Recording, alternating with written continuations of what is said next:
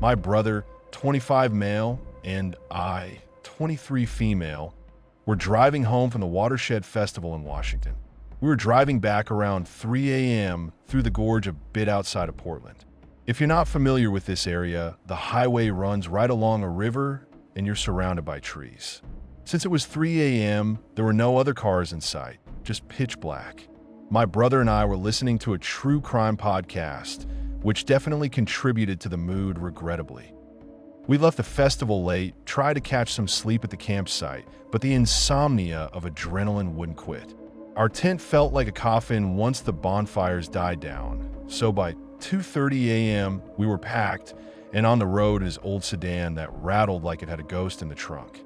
The dashboard lights glowed cold green on his face, and my eyes kept darting to the river where shadows clung to the water like secrets. I told him to turn the volume down on the podcast because I was way too keyed up, but he just shook his head and hit the skip button. He'd been in charge of the drive ever since I refused. It was the least I could do after nearly rolling us into a ditch at mile marker 12 when I dozed off for a second. We rolled past mile marker 16 when I saw headlights ahead, bright twin slits cutting through darkness like eyes. At first I thought it was another late straggler from the festival, maybe someone else who bailed on the campsite. But as we got closer, I saw the car up ahead, an old beat-up sedan or coupe, paint peeling, no idea what model.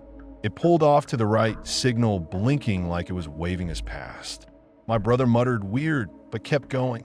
2 minutes later, my heart was already pounding because we saw it again. Same car swooping back onto the road behind us. It gunned the engine, got on our tail, so hard the headlights swallowed our rear bumper in light. He nudged the wheel to the left to pass, just for a second, and that car cut right back in front of us, signal blinking again.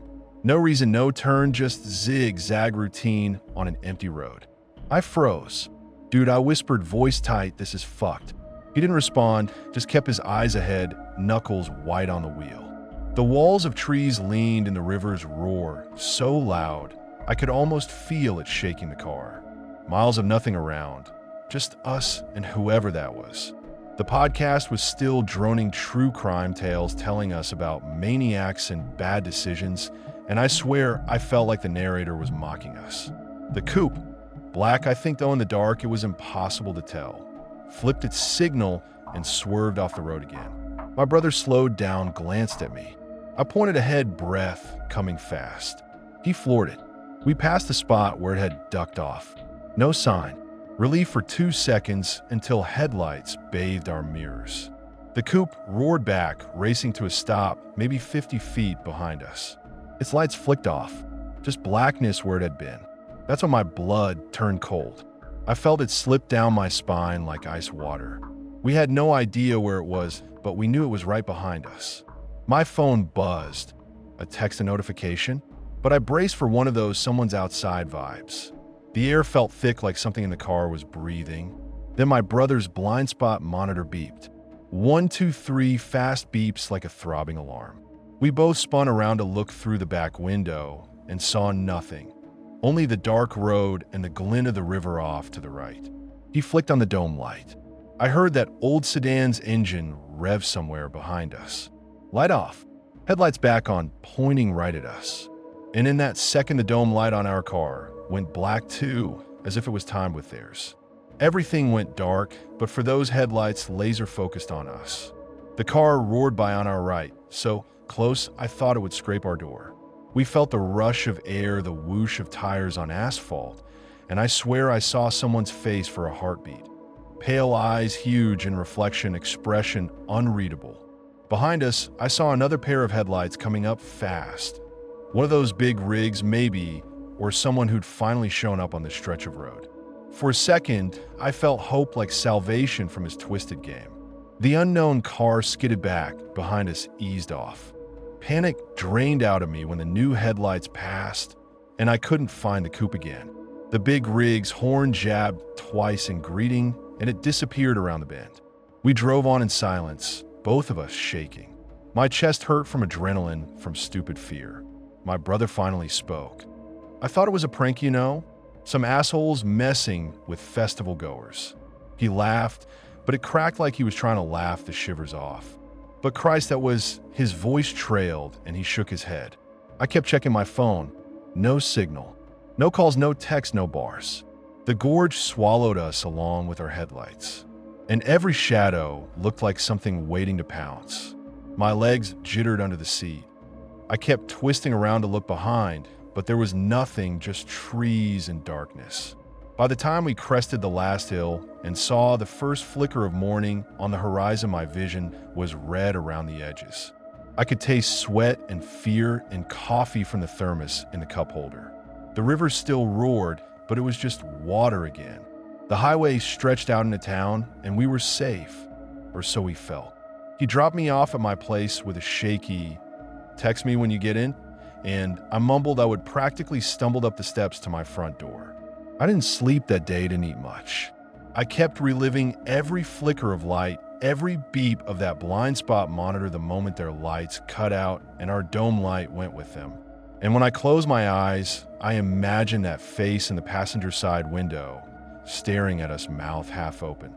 The look wasn't exactly angry or amused, just empty, like they were playing with dolls. That night, I checked the news, the police blotter. Nothing about a wreck or a shooting or some teen prank gone wrong. No missing persons matching that description.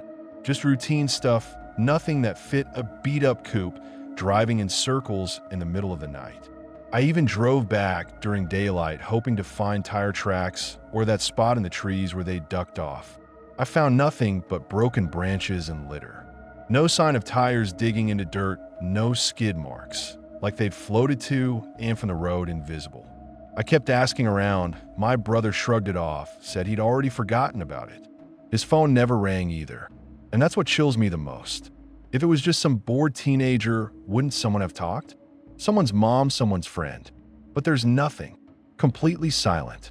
Like it never happened. I've had nights where I swear I hear an engine in my driveway. I've slept with my door unlocked knife on a nightstand because it feels safer than the lock. I've thought about installing cameras, but what if the footage catches nothing? What if the weirdest shit has no evidence? And what if whoever it was watches me watch for them? Sometimes I drive that road again when I need to confront it. I sit where I could pull off and I wait. The gorge is beautiful in daylight. Trees arching overhead, river shining green. But the trees remember. The river remembers. If you listen, it's like it's whispering about that night. At night, I dream about that car. I'm behind the wheel, and it's behind me. I hit the gas, but the road goes on forever. My brother's voice in the passenger seat begging me to wake up. And when I do wake, my heart is still pounding, and I'm back in my own bed, but I know it's only a matter of time before the darkness slips in again. I'm 99.9% sure it was just some bored teenager trying to give us the creeps, and they did a great job, but I sometimes wonder if they had other intentions.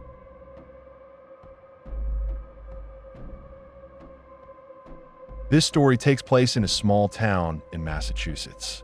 Me and my friends were sitting by a fire drinking and having a good time when one of my friends started telling a story. He said his dad heard whistling outside that made the dogs bark and their hairs on the back on their necks stand up. My friend did the whistle his dad heard. It was sort of like a taunt whistle, but drawn out. As he's telling the story, I hear a faint whistle from the woods and I tell my friend to turn off the music. When he does, we hear a loud whistle exactly like how my friend demonstrated come from the woods. I swear right then, I felt something in my gut snap, like the air change got thicker.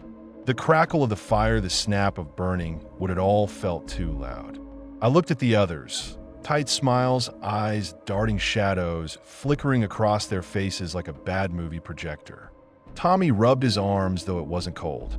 Claire said, "Jesus, what the hell was that?" And I could hear her voice shake even though she tried to keep it steady.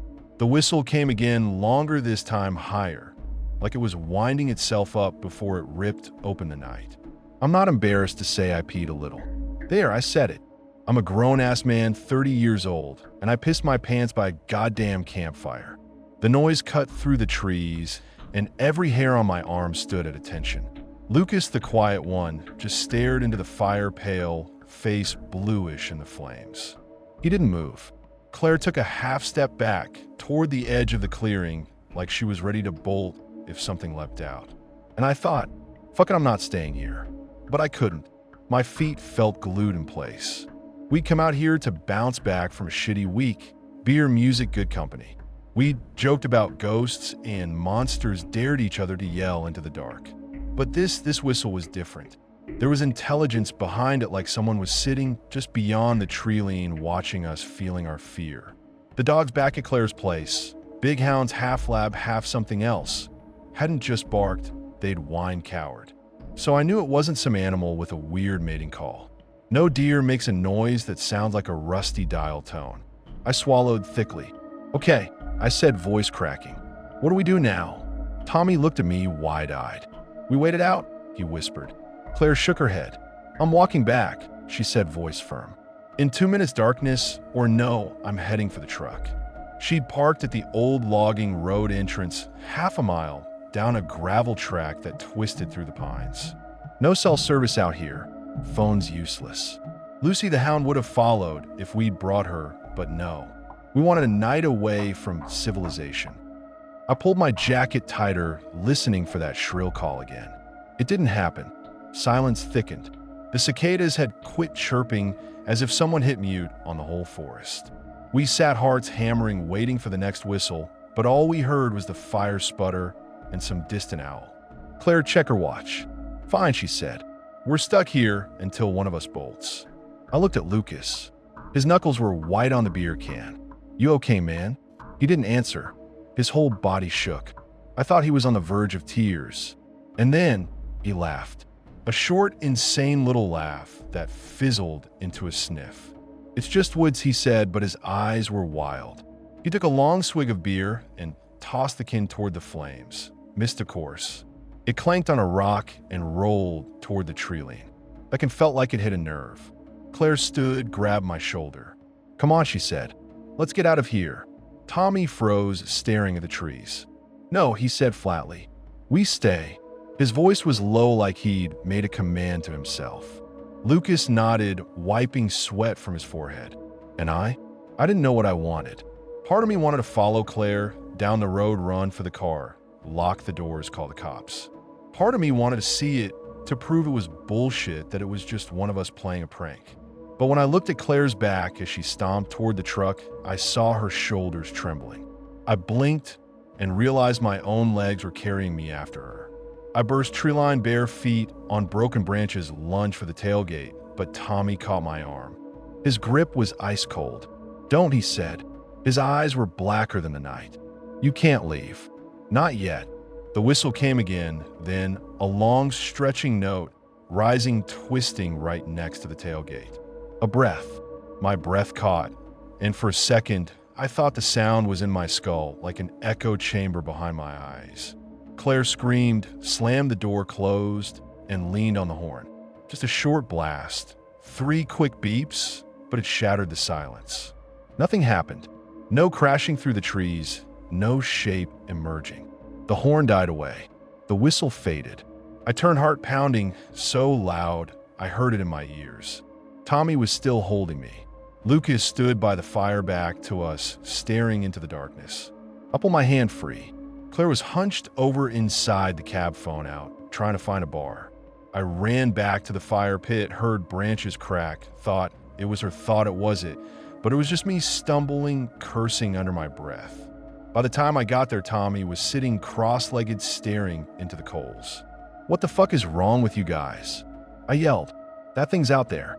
We heard it. You don't stay near fire with your back to woods, you fucking run. Tommy didn't flinch. He looked at Lucas.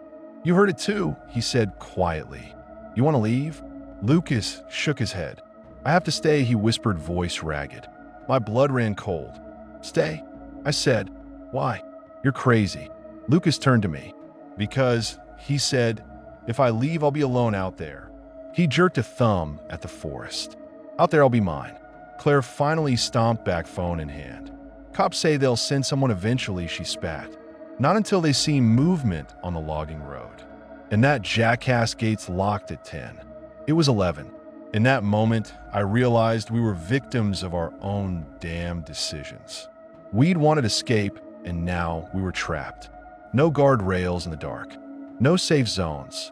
Nothing but that hot circle of firelight and the silent eyes of the trees. We drank more beer. It was flat warm, but we downed it all. I kept scanning the Trilene head on a swivel, listening for the next whistle. My heart was a jackhammer. My throat was dry. I felt like I could throw up or piss again, maybe both. My phone buzzed. Claire's emergency contacts a text from her sister. "You okay?" She ignored it. Tommy pulled out a joint, lit it. The smoke curled up into the canopy. He took a deep drag, exhaled, looked at us. "It's just a story," he said. "Listen to it. Let it be a story. Nothing can hurt you if you don't let it." Claire laughed harsh like broken glass. "You really believe that bullshit?" Story didn't whistle at me. She slammed her beer can into the grass. We fell into a tense silence. The stupid joint got passed around everyone, taking tiny hits like it was poison. I looked at Lucas. He was hugging his knees, eyes shut. I wanted to shake him awake, tell him to run. But no one made a move. The fire burned down to glowing embers. Time stretched. Minutes felt like hours. The chill that comes when a summer night gives up its last breath snuck in. Claire shivered, pulled her hoodie tight. Tommy tossed the joint into the embers. It sparked, went out.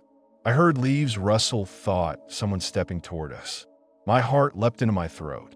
"Shut up," I hissed. "Just shut the fuck up." But no one could hear me over their own racing hearts. Then the whistle came back. A single note, slow and deliberate, rising from nothing. It crawled up the scale until it sat at a pitch that made my teeth hurt. I wanted to cover my ears, but I watched it instead. Watched the woods breathe it out, watched the dark twist and loom.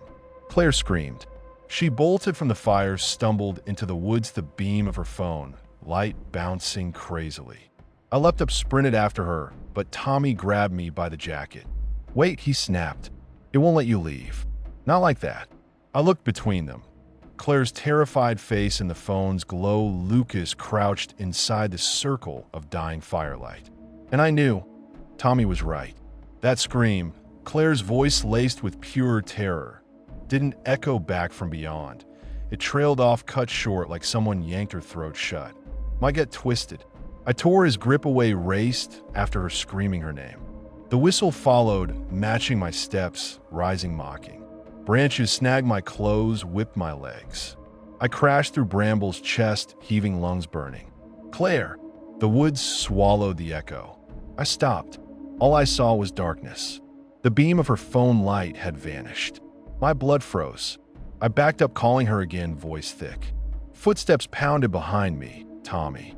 He grabbed my arm. "Go back," he said. "It's a trap." I shook him off. "We get her," I gasped. He didn't answer, just stared at the blackness, eyes wide. Behind us, Lucas's voice soft. "I'm sorry." I turned, saw him standing at the edge of the clearing, hands empty. He looked like he'd aged a decade. Pale as bone. "She wanted me to stay." He said like that explained something. I blinked. "What?" But he just closed his eyes, took a trembling breath. "We try to leave," he said. "It doesn't let you." The whistle rose again, right behind me. I pressed my back to a tree, listened as the note climbed, bent, split. And then it stopped. Silence deeper than before. I could hear my heartbeat, my breath, the distant thump of my pulse in my ears. No Clyde, no whistle, just the woods and us. We stumbled back to the fire circle. Embers died. Darkness closed in like a fist. Nothing moved. No dog bark, no owl call, no whisper. We just sat in the hush, wrapped in each other's fear. Dawn came, slow, pale, light creeping through the pines. We found Claire against the tailgate. Unconscious, face scratched, phone screen cracked. No explanation, no footprints leading to her. She woke, gasping, couldn't tell us what happened. She didn't remember. I looked at Tommy, at Lucas, eyes hollow. We climbed in the truck, wordlessly drove away as the sun bled orange across the sky. The town looked normal, barns, porches, kids riding bikes. But nothing felt safe anymore. I haven't slept right since. Every wind sounds like that whistle. Every shadow hides someone watching. Sometimes I swear I hear it in the city streets, faint mocking. I told Claire once maybe it was a neighbor playing a prank, but she just stared at me, lips pressed thin. Tommy moved out of state. Lucas quit talking about that night. Me? I drink more. I can't stop replaying her scream. We stayed outside, but it's been a topic ever since that I bring up because that was some freaky shit. Sorry it's not a lot, but it's scary enough to me to post here.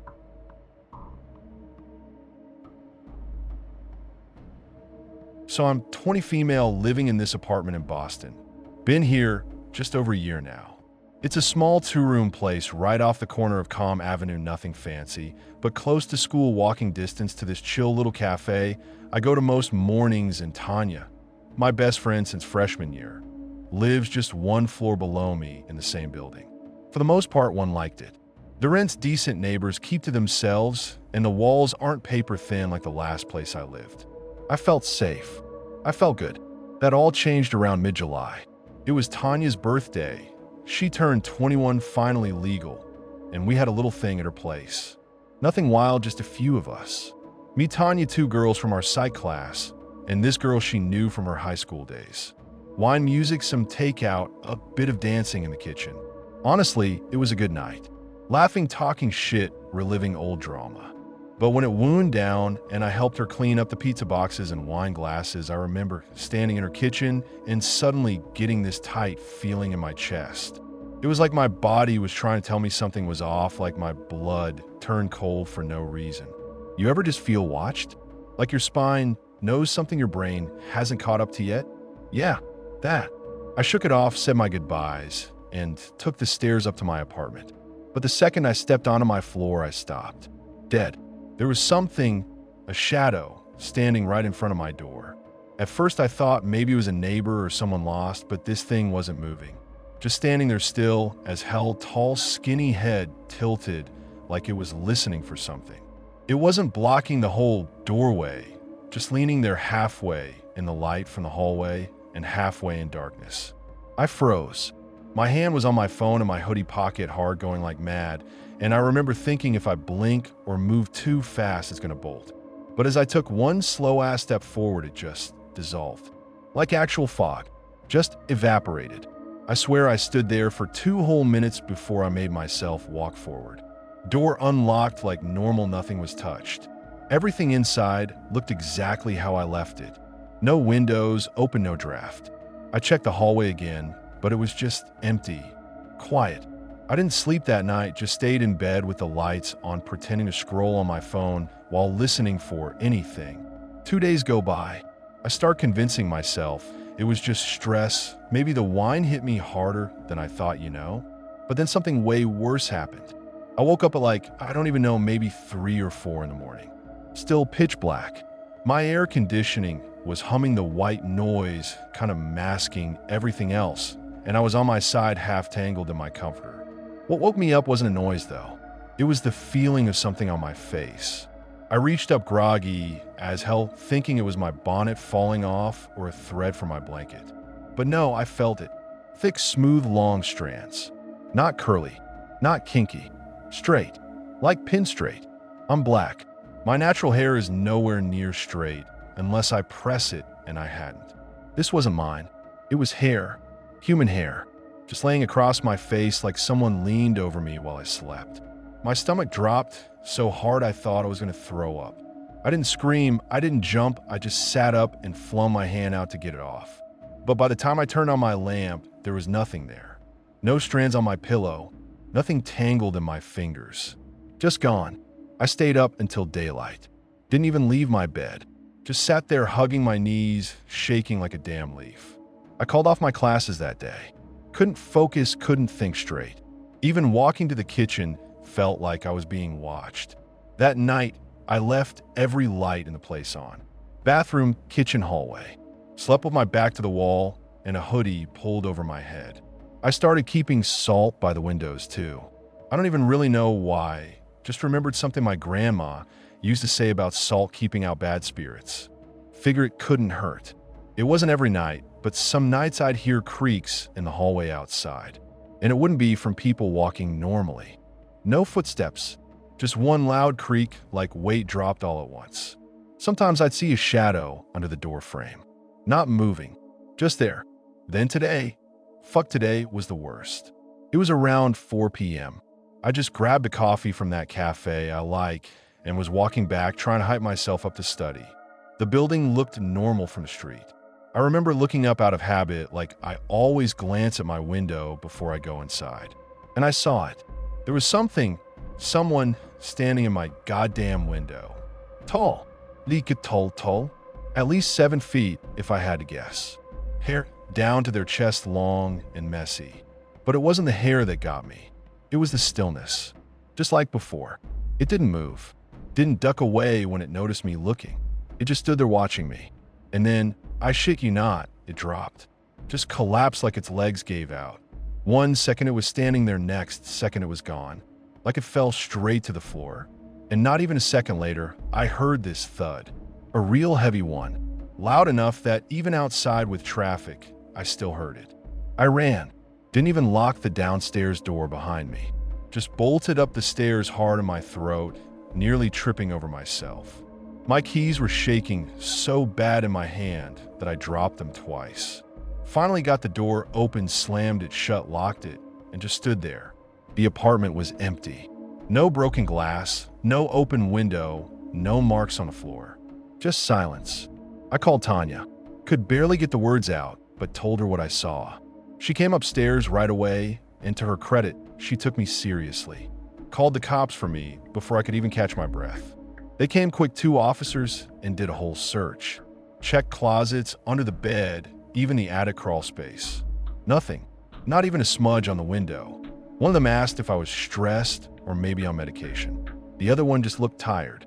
They said they'd file a report, but unless something was stolen or damaged, there wasn't much they could do. So now I'm here. 11:36 p.m. Writing this on my phone because I don't know what the hell else to do. I've saged the place 3 times tonight. Burned so much Palo Santo, it smells like a damn forest in here. I'm scared to close my eyes. Scared that whatever this thing is, it's not in the apartment. It is the apartment. The worst part? I don't think it wants to hurt me. I think it wants to be me. I can feel it now watching me type this. Like it's hovering right behind me, leaning and breathing slow. Waiting for me to stop pretending everything's normal. I can't keep living like this. Every shadow feels like it has weight. Every dream turns into a memory that didn't happen. I don't even trust my own reflection anymore. Please, if you've gone through something like this, anything like this, I need help. Real help. I don't care if it sounds crazy, I'm past worrying about that. This shit is real and it's in my home. I'm scared, and I think I'm running out of time.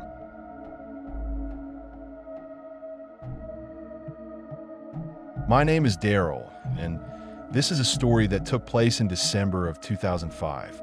I worked the night shift at a seedy little motel on the south end of Myrtle Beach, the kind of place where the carpet never really dries and the neon sign buzzes so loud it rattles your teeth. Summers there weren't so bad. We'd see families on vacation, golfers on their way to tea time, the usual tourists polite and predictable. But when winter rolled and that polite predictability vaporized, the rates would drop so low it barely covered the light bill, and the place filled up with people nobody else wanted. Snowbirds looking for a cheap place to grind out the off-season drifters, smackheads, and lowlives who'd been told by their probation officers to keep moving. They saw the weekly rates and did the math. $15 a night? That's a fucking steal. I'd been working there 6 months by the time it happened, learned to recognize trouble before walked in. You get to know how someone's breathing shifts when they're going to lose it, how their hands twitch around their waistline if they're hiding something. But that night, December 12th, I wasn't ready. I thought I was.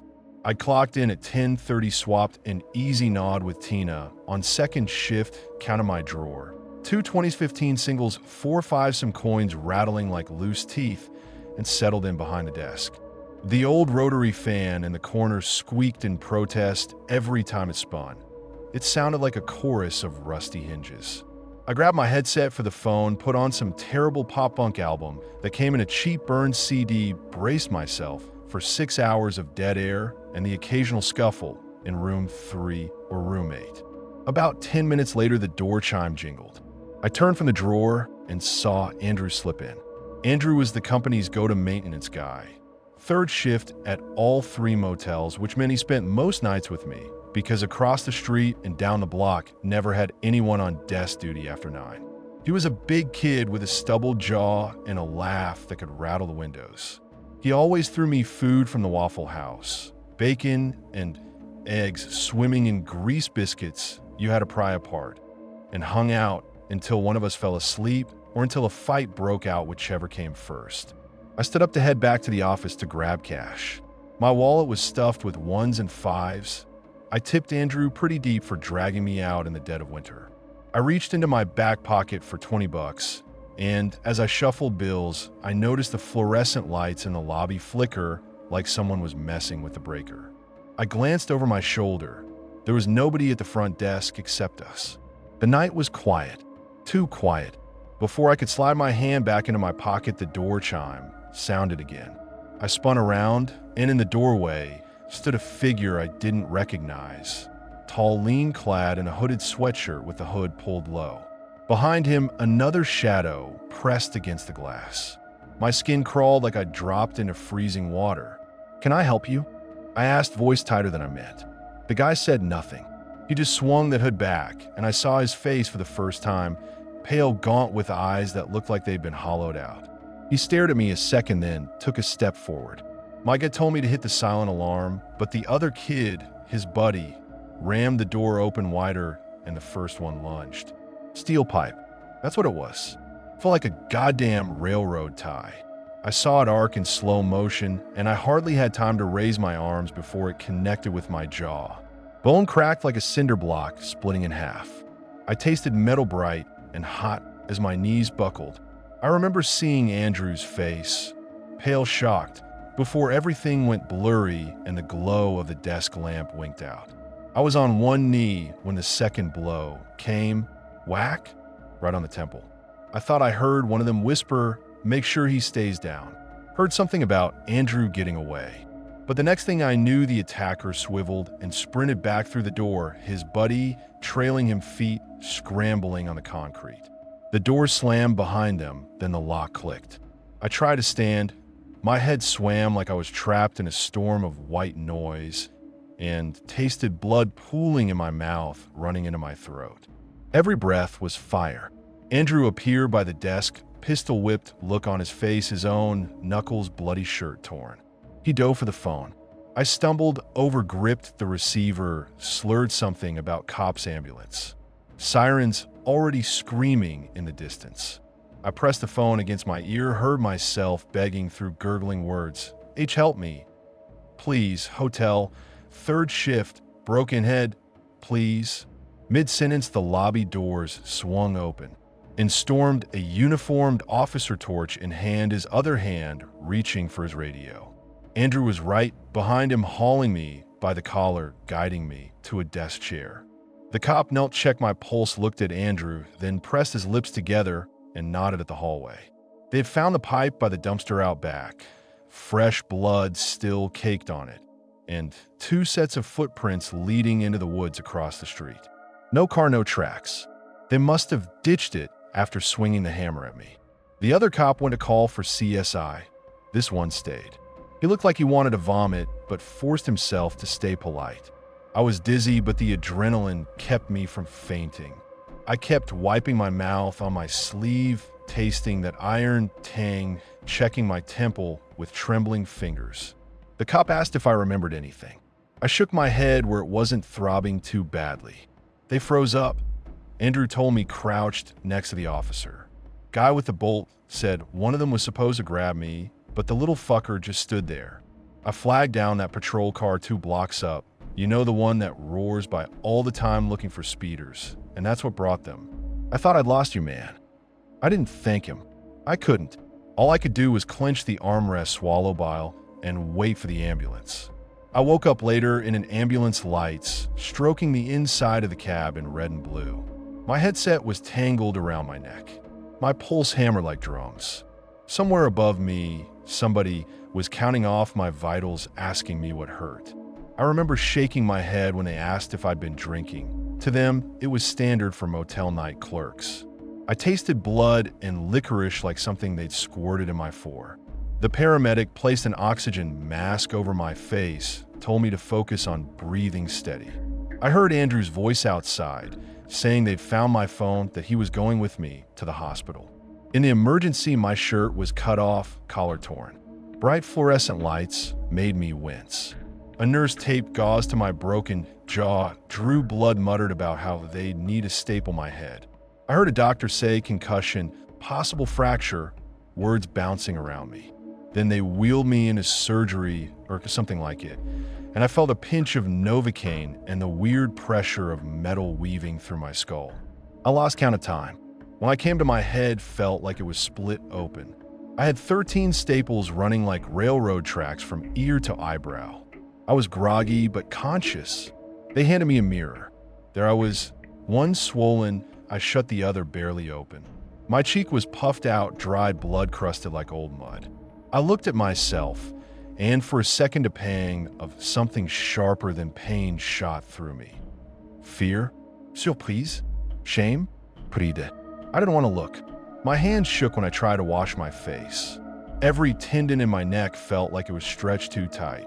I could feel the scars of the violence in the pounding of my pulse, in the strange ringing in my ears. I was alive, and I hated that more than anything. They gave me Tylenol, sent me home with instructions to rest, and told me to follow up with neurology in a week. The hospital reopened later that afternoon, so they showed me the security tapes. I thought he struck me twice, once with a pipe, once with a punch. I was wrong. 10 hits total. Pipe whack, pipe smash, pipe bash, each blow landing with a sickening thud that pinged in my skull like a bell. I must have blacked out after the third hit, but I kept struggling, hands flailing trying to grab at the pipe. The bastard kept swinging until Andrew waved that cop down. Watching it back, I curled into a ball at least 3 times, then would spring back up head, bleeding, eyes rolling, mouth foaming. I heard a soft voice on the tape, probably the same one who said something about making me stay down. It was calm, like he was bored. Watching it, I thought I might throw up, but I sat on that chair for the whole recording, silent nails digging into the upholstery. I checked myself out the next day. I patched my wounds with gauze and taped cut holes in the leftover t-shirt to slip over the staples. I took the week off work. My roommate, thank Christ for him, brought me groceries, soup, Gatorade crackers, so dry they sliced the roof of my mouth. I stared at the ceiling, listening to the traffic outside, thinking about what could have happened if Andrew hadn't shown up. If those guys had finished me off, nobody would have found me till morning. Motel night shift is about the loneliest gig in existence.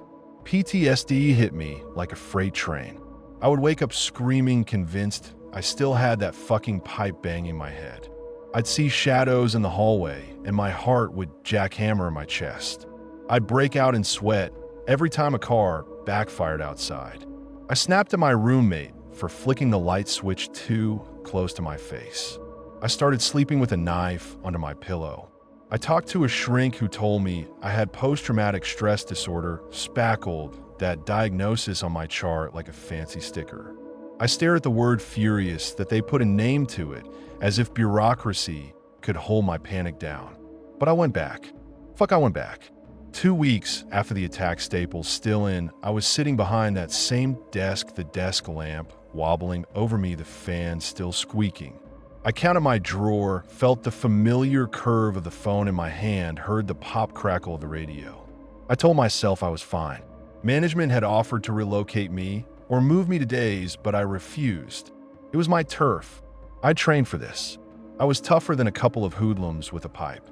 Right? Wrong. Every night felt like walking a tightrope over a pit of vipers. Every ding of the door chime made my blood freeze.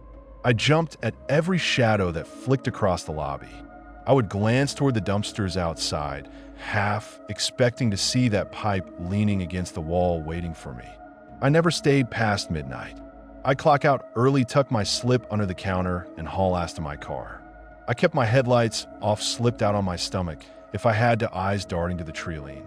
I stopped saying thank you to guests because I couldn't trust who was smiling at me. Eventually, that kind of paranoia eats you alive. My roommate said I looked like a husk. He'd come home from college, find me passed out in my own filth sheets, stained with old blood and sweat. I stopped showering properly. Water made my head throb.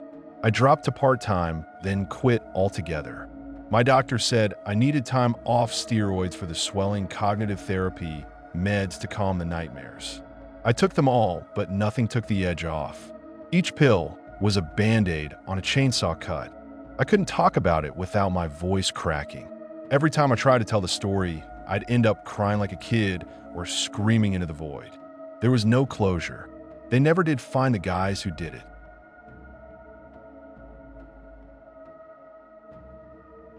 I moved into a new place recently.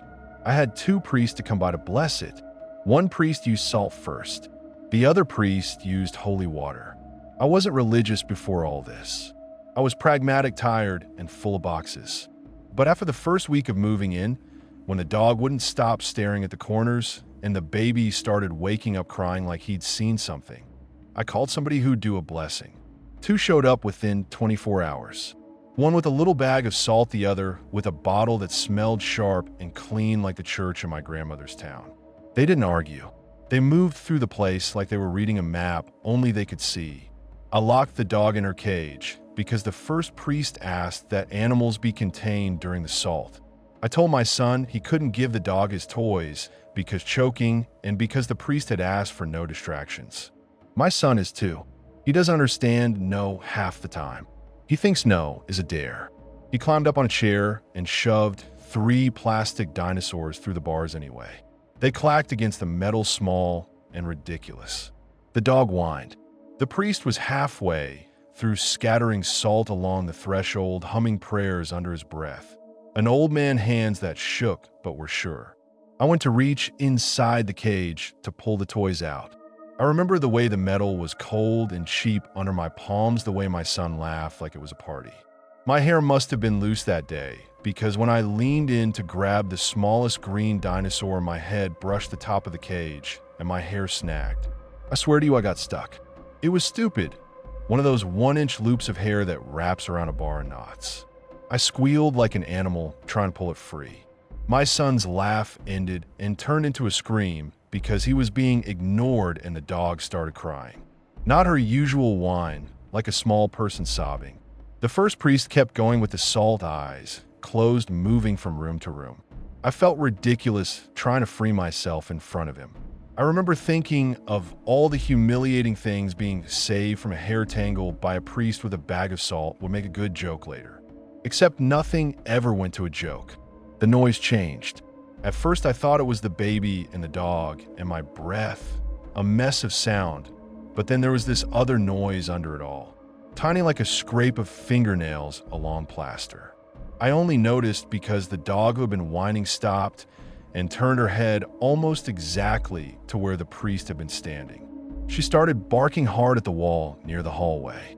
Not a play bark, a focused, angry, sharp bark that cut off the priest.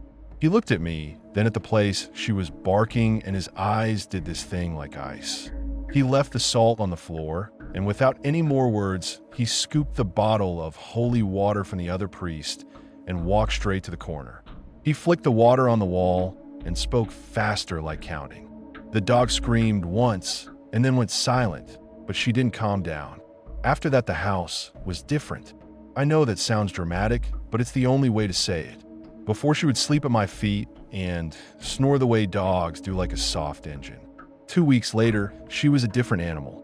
Not physically, she was the same black patch on her snout and the same white toe that always got dirty, but she barked like something had replaced her brain with a clock that only knew panic. She started to wait at the window and stare for hours. I would look out and see nothing. A street, a neighbor's tree, the same patch of cracked sidewalk. But she wouldn't look at any of it. She watched the air. She watched me sometimes in a way that made me watch back and feel watched.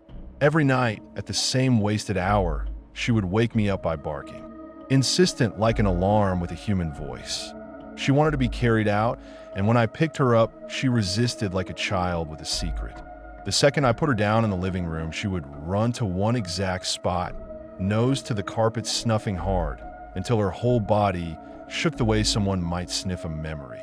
She would look back at me as if to say come, not in a playful way, but like she was urging me to step into something I couldn't see. This happened night after night.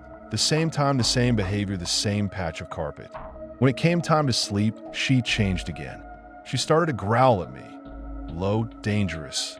and bark at me from wherever she was. At first, she would be on the floor in the corner growling. Then she got closer. She jumped onto the bed, once planted her paws on my chest, teeth bared as if she wanted a bite. When I stood up and crossed the room toward her, she flinched like a real dog and cowered, but the growling didn't stop. It was like she had learned to perform fear for me, like something else was making the noise through her. The lights went weird. One bathroom light would jump on and off when we were inside, like someone tapping the switch from the hallway. The other bathroom had a rhythm of its own. The dog would look at me, then at the washer, then at me again, eyes closing until I said her name. I would be at the kitchen sink, and she would suddenly bolt up the stairs and wait at the top step, not moving until I followed.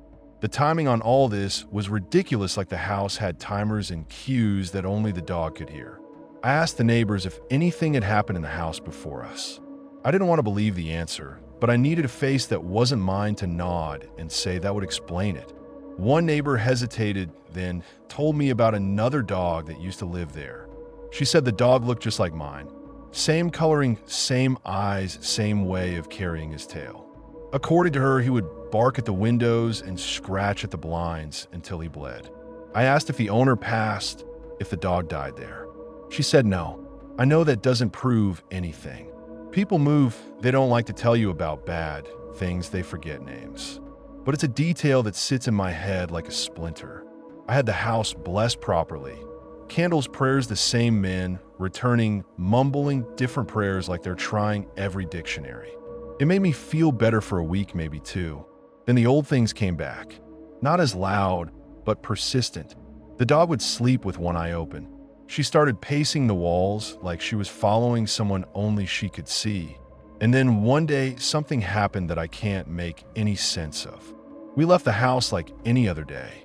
It was a stupid errand, milk, diapers, nothing special. The dog was with me because she likes car rides. Halfway through the store parking lot, she stopped. I don't mean she sat. I mean she turned into that animal from the pictures you see in animal rescue posts when they try to get attention. She growled. Once, low and human.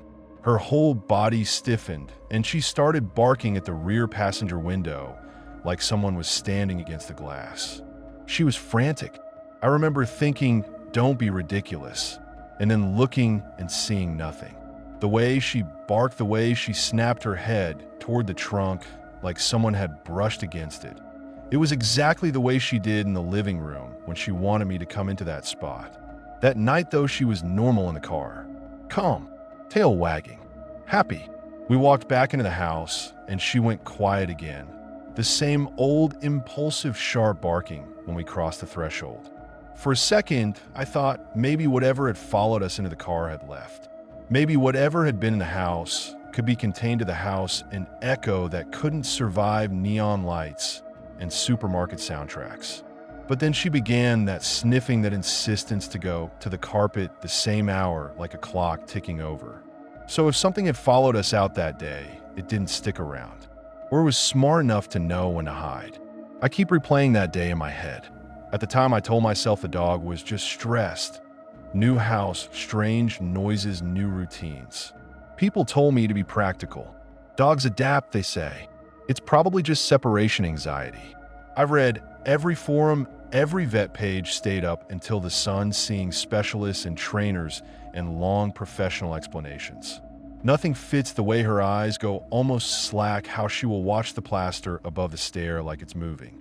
Nothing explains the way the light switch in the bathroom will go on and off by itself, only when we are in there, like whatever touches the switch touches the edges of the air in our bodies.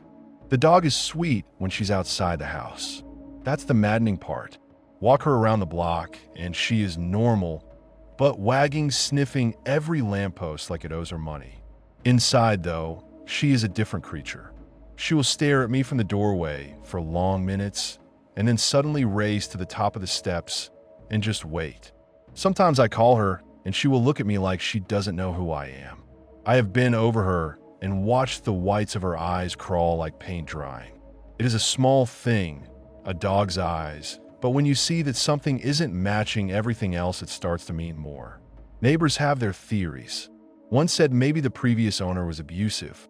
Another half joked about rats or mice or the old plumbing something to give it a name that wasn't a spirit. They told me about the other dog again. The woman who told me that she looked at me like she wanted to help, but she also looked away like she didn't want to get involved. Maybe he moved, she said. Maybe he went with his person. It's what people say when they don't want to tell you the worst possible thing. That some pain sits where you now live and remembers with you. I tried everything. Blessings burned sage, priest a man who said he cleanses houses and then didn't come though. He took my money. I sat on the floor with my son while the dog paced and tried to stay rational. I recorded the house at night. All I caught were minutes of static and then the dog barking, then nothing. The videos don't lie. They're just empty of whatever is obvious to the senses. When I replay the footage with the volume turned up, you can hear the dog breathing like a person, like a small adult panicking. I wake up in the middle of the night sometimes and just watch her. When she is asleep, her chest rises and falls like child's. But even asleep, there's a tension to her, a muscle waiting for a command none of us can hear. The worst part, and I'm ashamed to admit this because it sounds like being dramatic for effect, is that I have started to fear her. Not when we're outside, not when she's wagging or when she nudges my hand for food. In the house, I watch the way she moves and I think about how close she was to biting me on the bed. How she jumped up, snapped teeth in my chest like she wanted to tear something I didn't know about. I have woken up to the feeling of being watched in my bed and found her staring at the ceiling like there's a face up there she remembers. I have thought about sleeping with one. I open about moving back to a cramped apartment, about anything that might keep my son safe. But moving isn't a thing you do overnight. Moving is boxes and money and hope, and I'm running out of those. The house itself has little cues. The corners of the living room are cold, like standing under an AC vent, even in summer. The smell sometimes turns metallic for a second, like pennies and iron, and then it's gone. My son has started to mimic noises in his sleep. He will cry out and call for someone not in the room, and when I reach for him, he clings with the sort of grip only a toddler can have shaken. I'm terrified that one night the dog will snap for real, that her growling won't stop when I stand and move toward her, that she'll do what animals do when something inside them panics. They're prey or predator, and they don't care which when fear takes over. I don't want to write the story that says I left and that I made everything better. I don't have that. We've had blessings and visits, and I have tried to make my life small, manageable, and rational in a place that refuses those terms. I ask people for advice. People give me solutions that feel tinny and thin. Leave, get another dog, get a camera, rearrange furniture. None of them help with the thing that wakes at the same time every night and calls the dog to a place that is not mine. I find myself arguing with myself a lot lately. Maybe it's all in your head, I tell myself. Maybe the dog's weirdness is coincidental.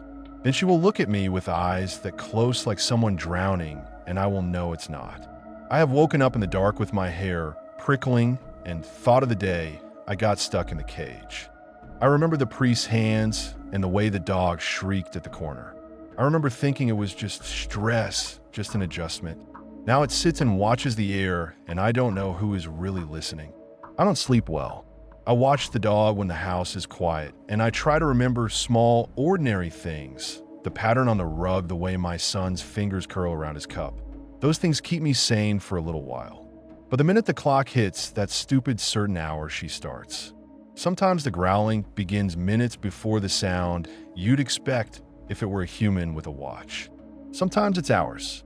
The uncertainty is like a weight I carry in my chest. I have thought about calling someone who records EVPs, playing back the sounds and letting experts tell me what the shadow said. I have thought about moving my son to the other side of the house and sleeping on the couch with the dog outside my door. I have thought about selling everything and starting over somewhere else. I have thought about bringing in more people, more men, with holy things, more rituals. None of it calms the feeling that there is something in the walls that isn't just old wiring, something that knows the floorboards and the way my son breathes at night. And there are no easy answers. I'm not looking for angels or demons. I'm looking for a way where the dog can go back to being the dog she was The one that slept on the stoop and wagged like nothing else mattered. I keep trying to be practical. I go online and read science-wide explanations about canine anxiety, about environmental triggers, about memories dogs can pick up from people. Those make sense until the lights decide to act up only when we're in the bathroom and the dog stares at the washer as if it were a shrine. Tonight, she sat at the top of the stairs and watched me as I packed a box. There was a small blur of sunlight on the floor, and she followed it like a hawk. She barked once when I crossed the hallway, and then returned to the place she always does, nose to the same patch of carpet, breathing quick. My son was playing with a toy on the couch and sang an off-key song about trucks and tractors and happiness. It felt like the world's edges were inked out in two different colors: the bright ridiculousness of the day and the deep, slow smear of the night's thing that waits for us. I don't know what to do.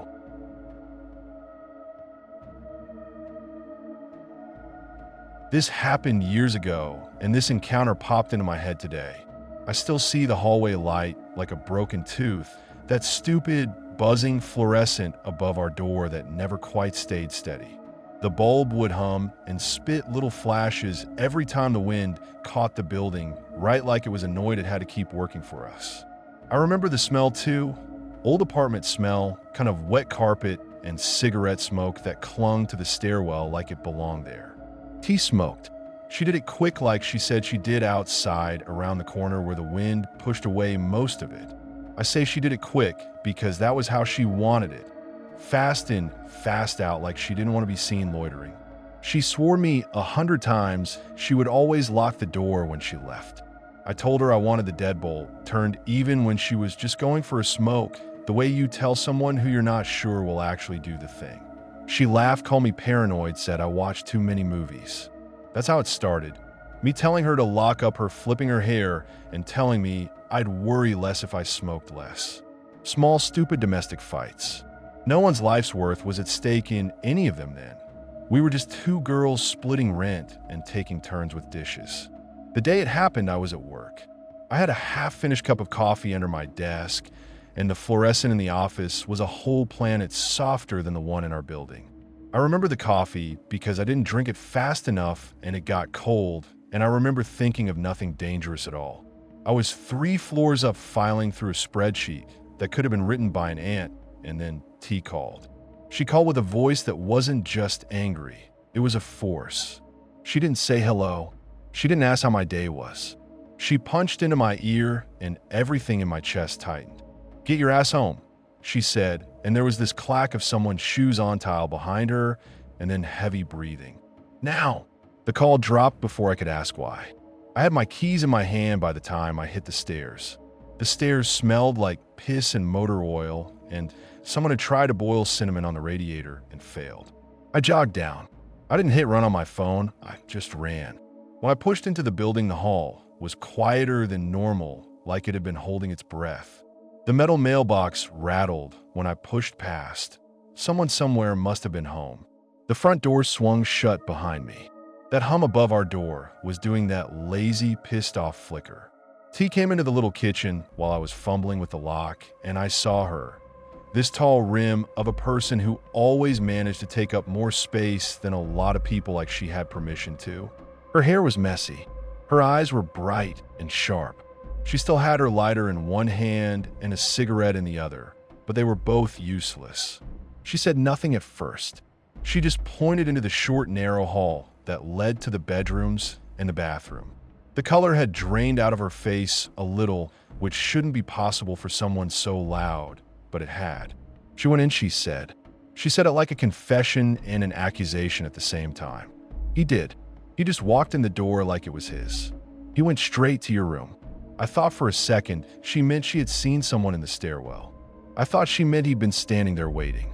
I didn't realize, and maybe that's the worst part, how quickly a person can become a predator when someone else leaves the barrier open. T was shaking not with fear the way I would imagine, but with a kind of righteous, dangerous anger. She'd always been that way. The kind of person who'd shove a man off a curb if he catcalled you. She moved like someone who could make bad things in with her boots. She told me she had finished smoking across the alley, turned, and walked back and seen a guy she didn't recognize ahead of her. Tall, dark hair, young. Normal enough to not register until he gripped the handle and walked in. She didn't hesitate. She charged. She slammed the door behind her and yelled what every normal person would yell when someone's invading your home. "What the fuck do you think you're doing?" she yelled, and the way she said in my memory has that metallic ring to it like a bell that means danger. He stammered. He tried to explain.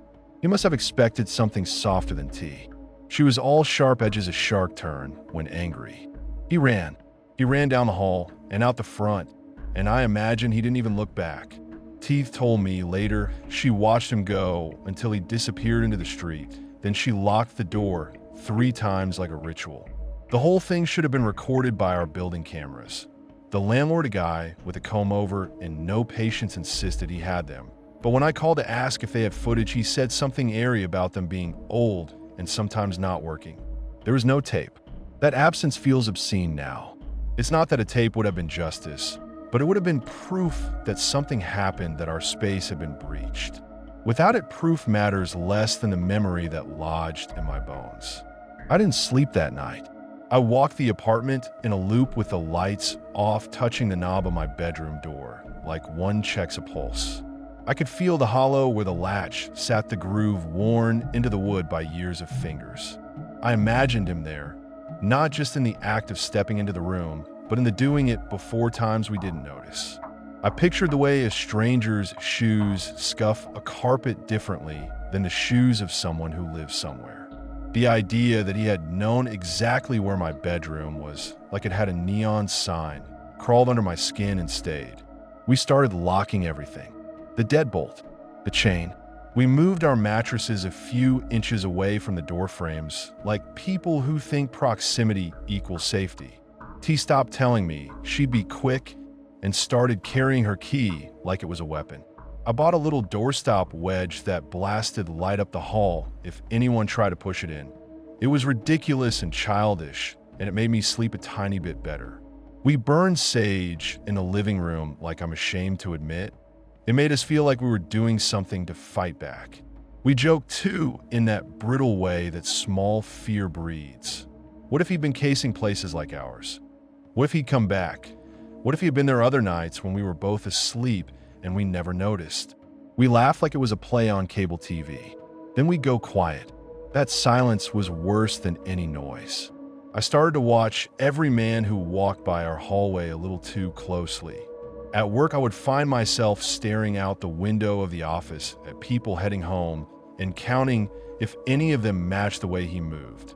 It's crazy, irrational, but trauma likes to take small habits and turn them into rituals. I would unlock the front door slower than usual, giving myself time to see if someone was on the threshold. Once a delivery guy stood in the doorway with a parcel, and I had to stop myself from slamming the door in his face because he reminded me of the way that guy had reached for the knob. Months went by and nothing happened. Maybe that should have been comforting. It wasn't. The knowledge that he had known where my bedroom was made every shadow a map.